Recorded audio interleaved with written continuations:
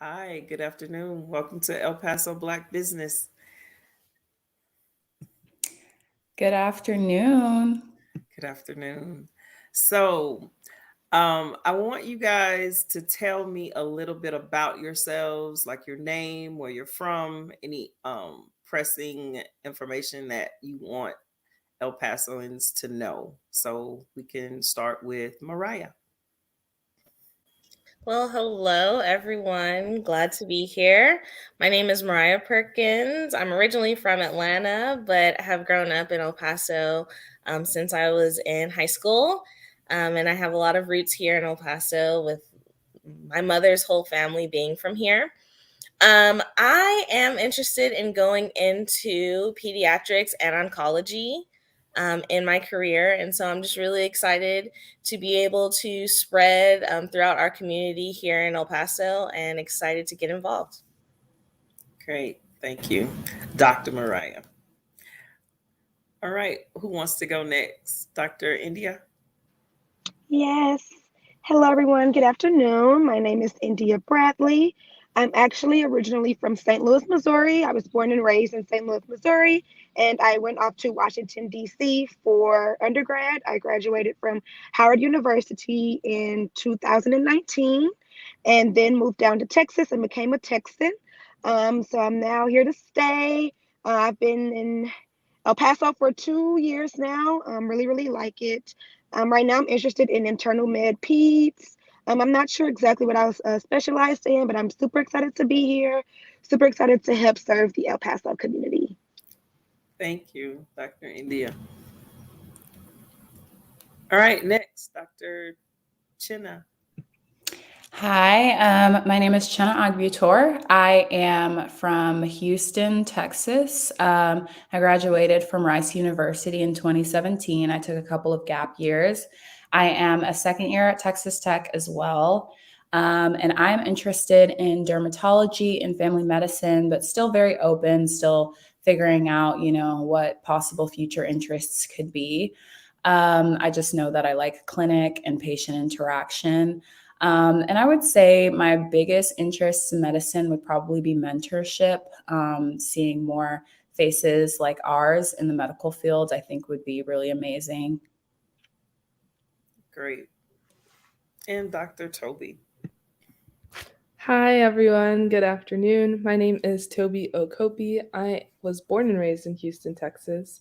And because of that, I thought I really needed to run away and escape. So I also went to college in DC. And then I realized I was missing out on a lot of good things. So I came back to Texas. And now I'm a second year at Paul Foster as well. I'm interested in med peds as well. But I'm definitely more focused on, the primary care and prevention aspect of things. So figuring out, how I'll be able to play that role in the end. And I'm really excited to be in El Paso and to just be able to demonstrate that, people who look like us can definitely do everything they've always dreamt of doing. Great. Thank you so much for those introductions. So let's get right into the questions. What is Black women in medicine? When and why was it actually started? And whoever wants to answer that can start. Um, okay, I guess me and Mariah can tackle that. I serve as the president for Black Women in Medicine, and Mariah Perkins is the vice president from Black Women in Medicine. And so, actually, Black Women in Medicine is a fairly new organization. We started last year, actually, 2020. So, before we came in, there were not many Black people at Texas Tech, El Paso, specifically women. There's only about three Black males and maybe five or so Black females before our class came in. And so once we Wow. came in, we really knew what we wanted. We knew the type of environment we wanted to be around. We just really felt like our school was lacking the things that we needed. We felt like we did not have that safe space. We did not have that mentorship. We did not have those opportunities that we needed to better ourselves as minorities in the community. And so with that, we all came together with a few other Black women at the school and started Black Women in Medicine. And so Great. with that, we really want to try to empower other Black women in medicine. And this is from all fields of healthcare. nursing, dentistry, medicine, from all realms of healthcare. And we really just want to try to bring us all together as one, have some type of unity going, some safe spaces for us, some advocacy going on for Black women in medicine, specifically at our school. And so that was why we started Black Women in Medicine. We're still here today, going strong. We're growing in numbers. Actually working with the admissions committees on trying to actually increase diversity and increase the number of Black students that are being accepted into medical school here at Paulo Foster School of Medicine. And so we're very excited about the organization. We're very excited to be in a position to be able to help others and serve as mentors for others who may not have that in their life. And so that's what Black Women in Medicine is all about. And we look forward to meeting other different organizations with the same goals in the El Paso area. This is wonderful. Yes, and I think India kind of really explained exactly who we tried to become. And there's so many things that we're trying to do now. And so, just to give you a couple of different numbers, the first graduating class from Foster School of Medicine was in 2015, and they didn't graduate their first African American or Black student until 2018. So you can see how it's definitely a big impact into making sure that we have a space here in Foster School of Medicine as well as in the El Paso community, and making sure that we create the same population that we have within America. Um, our classes right now we're still lingering a little bit behind in the national demographics of Americans, with 13% of Americans being Black Americans. And so right now our classes are kind of a little bit behind in that. So like India mentioned, that our goal is to increase diversity within not only Foster School of Medicine, but also in our TTUHSC community, as well as when we first originally started Black Women in Medicine, it was to create mentorship among each other, as well as mentorship among between us and physicians that are here in El Paso, because we know that even if we don't really know what's going on, there are a lot of Black physicians in El Paso, and we wanted to try to connect with them. But I think this year we're trying to move forward and creating extra spaces for students who have a dream to become something in medicine, whether it is a doctor or a dentist or even a PT or a pharmacist. We just want to make sure that they have the, I guess, education and knowledge of things that you need to do. And so one of our initiatives this year, we created a campaign called Better Step, and that's for students in undergrad who are potentially going to try to apply for medical school within the next calendar year.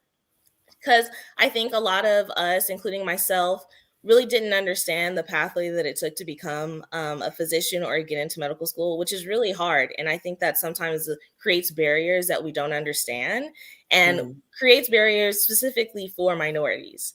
So one of our goals is to try to eliminate some of those barriers by helping them with mentorship, guidance, helping pay some of the fees that are definitely expensive. And so if you do know any of the students within the El Paso, UTEP, and MSU community, and they are looking for any type of mentorship, we're definitely here. Okay, great. Right. Did anyone else want to speak on it? No? All right.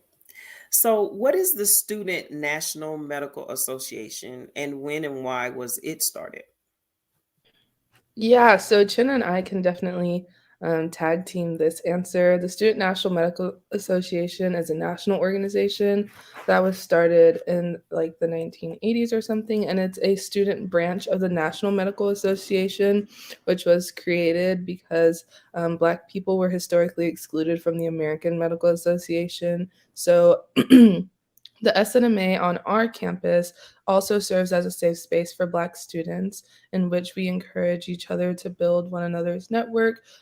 We definitely advocate and push all sorts of different opportunities.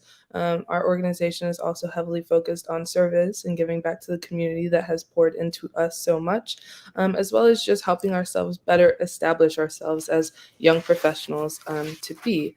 And so the SNMA is definitely very big on networking and opportunities and helping each other to build our own personal selves.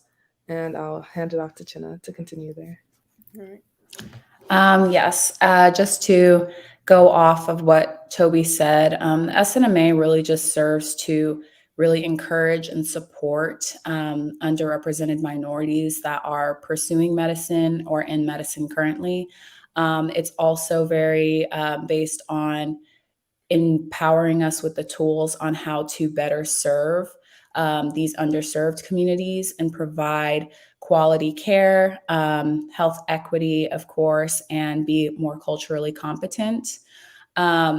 One thing that we were really excited about, SNMA has a annual medical educational conference called AMEC. And this year, well, 2022, it's going to take place in Orlando, Florida, in person, God willing, everything that's been going on with COVID. And so our SNMA has never been able to attend this conference. But this year we were able to make that happen, and we were able to send, we're going to be able to send about 6 of our students, our members that are interested in attending. And I think that's really exciting for us just because AMEC is known for being just an amazing hub where it's like once a year you have Black medical students and healthcare professionals from all over the country together in one area for this conference. There's so many enlightening workshops. There's so much to learn, so many people to meet and connect with and grow from. So I think that SNMA does a really great job at the networking aspect. It's just helpful to see people that look like you in the positions that you want to be in and be able to communicate with them, because it's like we help each other getting to where we want to go. So we're super excited about that. But yes, really just like we are supporting each other. We want to see more people that look like us in the medical field. There's not enough of us. And we want to be able to provide better care to people that look like us. So that's been our mission and our goal so far. That's great. All right, thank you. So, what can the community do to support your efforts? Because these are really outstanding efforts. So, what can we do as a community to support you?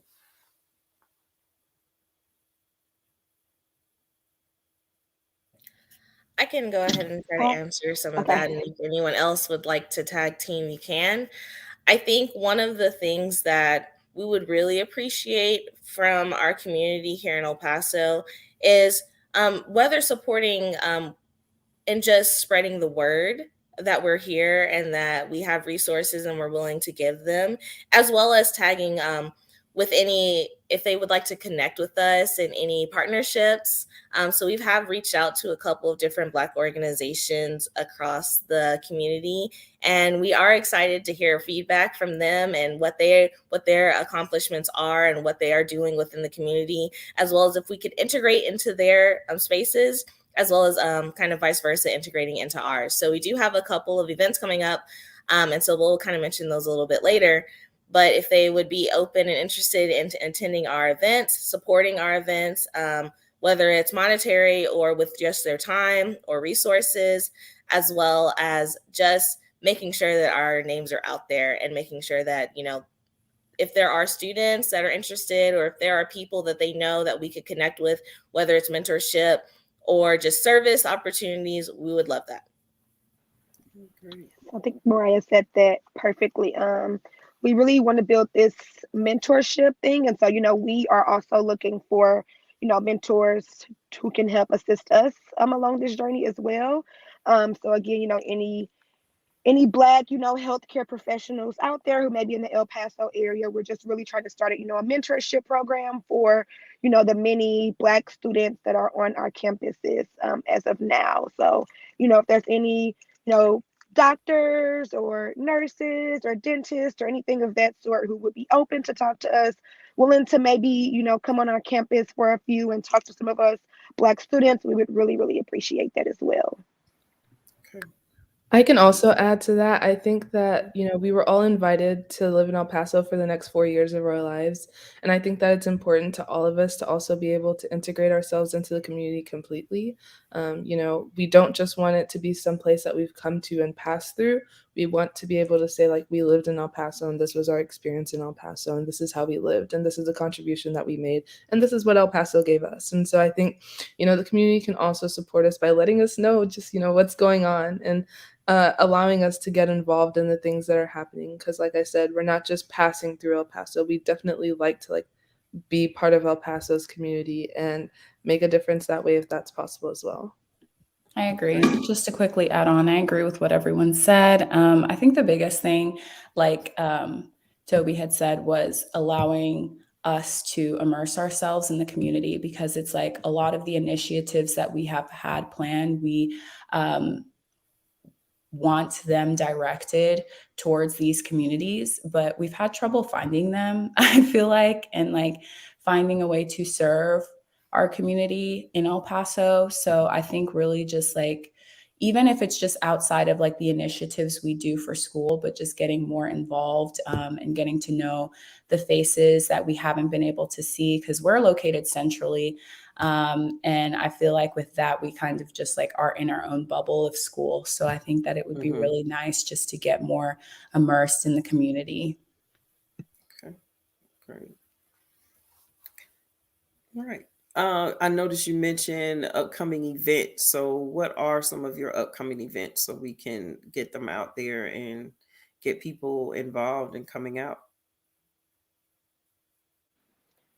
So right now, the big events that we're planning are for Black History Month. And so this year, our main focus is we want to do a lot of fun festivities, a lot of big things for Black History Month, not only to engage the community and the Black, people in our community, but also to educate the people on our campus who, may not know much about Black History Month and its roots and things of that sort. And so with that, we want to plan several different things for the community to join into for Black History Month. And so we have a Hoop for Hope coming up, which will be in February. We have a charity banquet, which we'll be hosting, as well as a paint and sip and some cooking classes. And so everything will be posted on our social media. And so we can all give our social medias out for Black Women in Medicine and for SNMA. And we'll be there posting about all of our events. We'll need volunteers, we'll need vendors.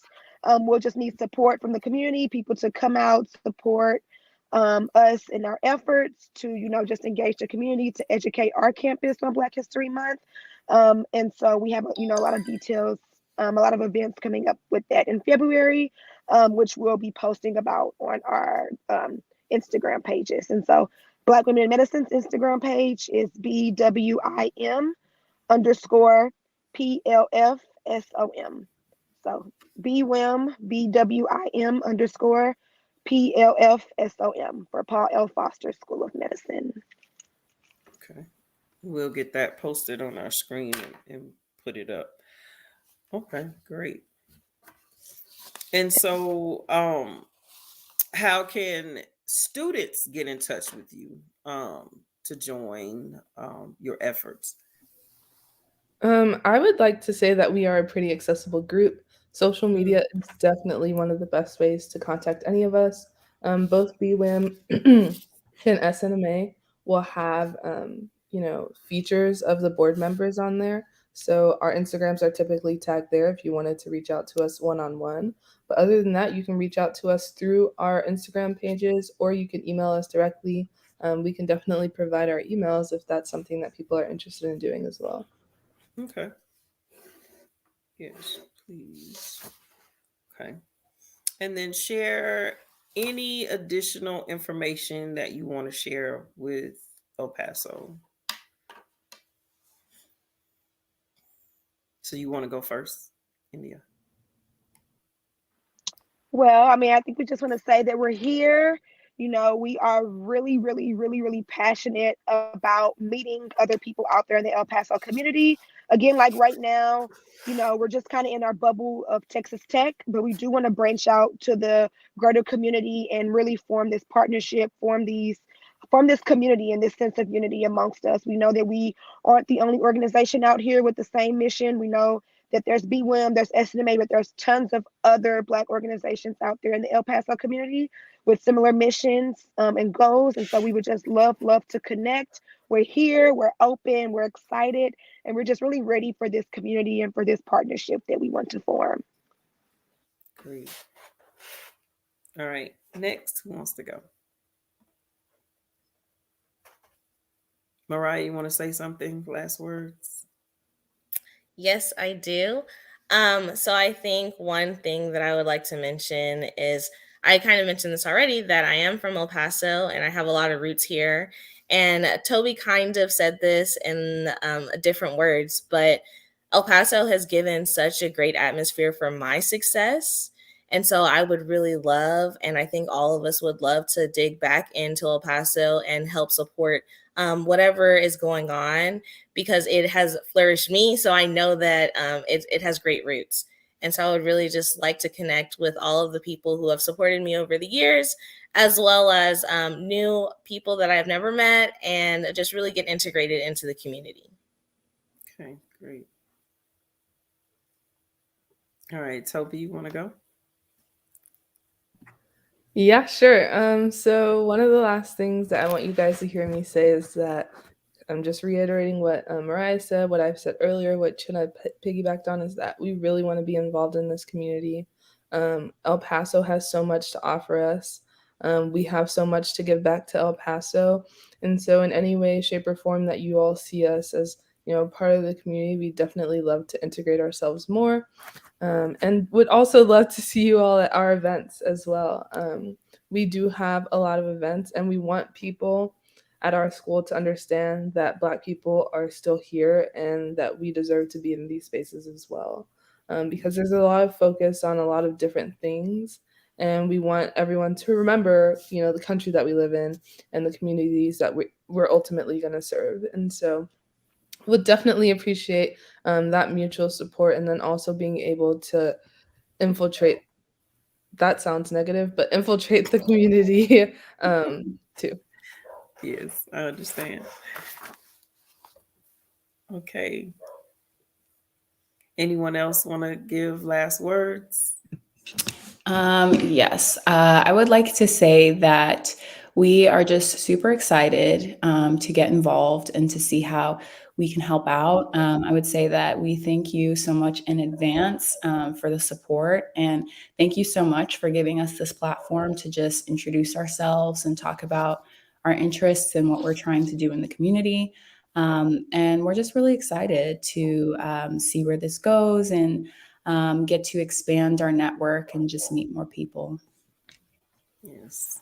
And I'm so excited. So this is really, really awesome. And we will definitely have you back on Suite 915 with Curtis and I to come in. It'll be a little less formal. So you guys will be able to let your hair down a little bit. Our platform is a little different.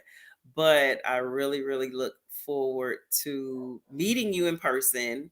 And yeah, I'm gonna go to your IG pages, and I'm not in medicine. I'm in the I do counseling as well, but I'm not in medicine. But I do want to help you guys out on some projects that you're doing. So I will you'll see my face pop up once in a while or every now and then at your event. So, and I probably will bring some people with me as well. So I look very forward to it. So let's see. Let me put out your Instagram because I know this also is a podcast. So if you want to contact the ladies, it's Instagram.com/BWIM underscore PLFSOM. Right? Or Instagram.com/PLFSOMSNMA. I'll say it again. PLFSOMSNMA. So get in touch with the ladies. And join in, and yeah, any organizations that want to contact them to help with any functions that they're doing, They are willing and able and ready to help do the work and, piggyback on your events as well. So I thank you, ladies, so much for taking out your Monday, which I know is very busy. I wish you all a happy new year. Stay safe with this coronavirus still, present and trying to kick our butts, but we're in the fight. We're going to keep fighting, definitely. So stay safe. And it was very, very an honor to meet each and every one of you. Thank you so much. Happy Thank holidays. you. Happy holidays. Thank you. Have a Bye. great day. Thank you. Bye-bye. All right. So I also have an announcement to make. I want to let you know that we will feature other businesses and organizations who are listed in the El Paso Black Pages. So you can go to the elpasoblackpages.com, and this is a free directory. It's by us, for us. So please, please be a part of that directory. So I just want to say thank you for those of you who joined us this morning. It's me, Fedora from Suite 915, but I filled in today to give you that great information to let everybody know that, hey, people that look like us are in medicine. They are women, powerful women. And yeah, I'm so excited. So I hope you have a very happy holiday. Stay safe. And yeah, continue to fight this COVID. And I want to also say again, thank you to Dr. India, Dr. Chino, Dr. Mariah, and Dr. Toby.